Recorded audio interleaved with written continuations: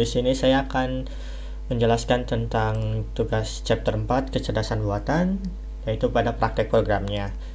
Kita langsung saja ke nomor 1. Nomor 1 itu buat aplikasi sederhana menggunakan Pandas dan buat data dummy format CSV sebanyak 500 baris dan melakukan load ke data frame Panda. Nah, di sini kita langsung saja, saya telah membuatnya dengan path seperti ini dengan nama filenya csv.csv. Kita yang pertama itu import pandas spd, itu untuk mengimport library pandas dengan alias pd. Lalu pada pd itu kita memberitahu bahwa pada pandas itu kita akan membaca csv read csv dengan path file seperti ini. Lalu kita run, maka pada variabel explorer akan muncul seperti ini. Kita bisa buka ini datanya. Lalu kita langsung ke nomor 2. Nomor 2 itu dari data frame tersebut dipecah menjadi dua data frame, yaitu 450 row pertama dan 50 row sisanya. Di sini kita buat contohnya, saya membuat variabelnya di underscore train pd, kita ambil data dari 0 sampai ke 450. Lalu buat variabel pada pd, kita ambil data dari 450 ke terakhir. Maka kita run, akan muncul dua variabel baru, yaitu dtest dan train. Kita bisa lihat isinya sudah sesuai. Lalu kita lanjut ke soal nomor 3. Soal nomor 3, praktekkan vektorisasi dan klasifikasi dari data dengan decision tree. Lalu kita coba nomor 3. Kita langsung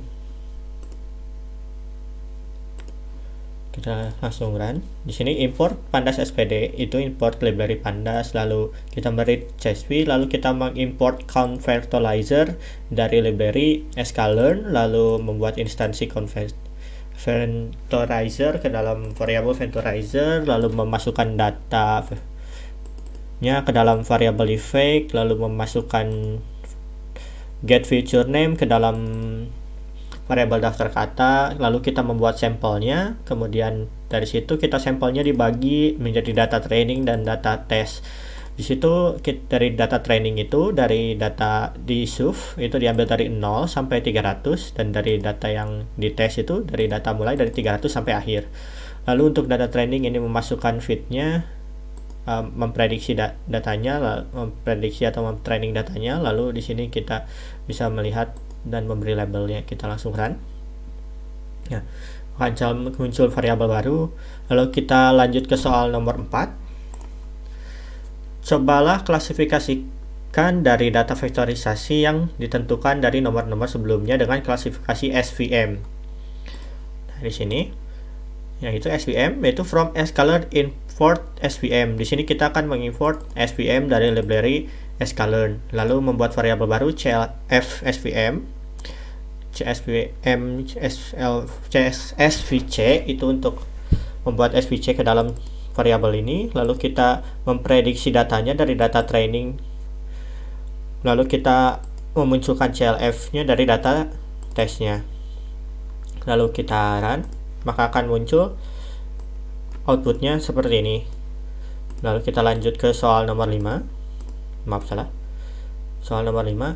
Cobalah klasifikasikan dari data vektorisasi yang ditentukan di nomor sebelumnya dengan klasifikasi decision tree.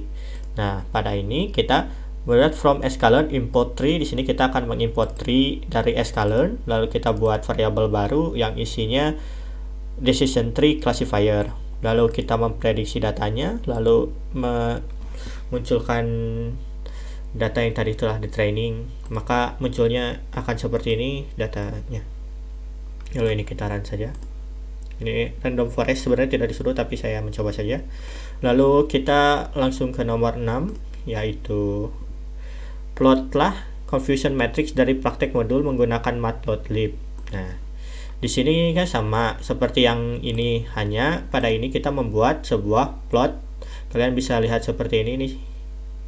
Kita bisa menormalisasinya, ini normalisasi, lalu ini memasukkan judulnya, marknya, titiknya, sampai ke yang lain, sampai plt show. Kita langsung run, maka hasilnya akan seperti ini. Ini juga saya mencoba untuk yang random forestnya, hasilnya sama, spam dan not spam kayak gitu. Lalu kita langsung ke soal nomor 7. jalankan program cross validation pada bagian teori bab ini. Ada di atas kodenya, namun kita langsung coba saja soal nomor 7. Soal nomor 7 itu from sklearn model selection import cross file score. Di sini kita akan mengimport cross file score dari library sklearn. Di sini akan menghitung cross validation score-nya. Di sini di print dengan seperti ini. Lalu kita run, maka hasilnya akan seperti ini, akurasinya sekian, sekian, dan sekian.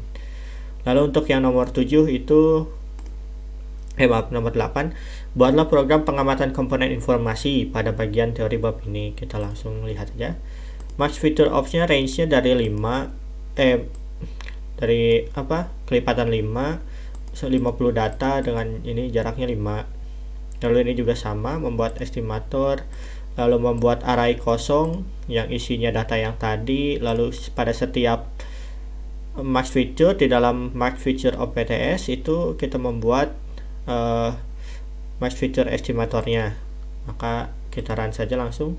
Di sini akan sedikit lama karena akan banyak nama estimatornya, maka kita tunggu saja.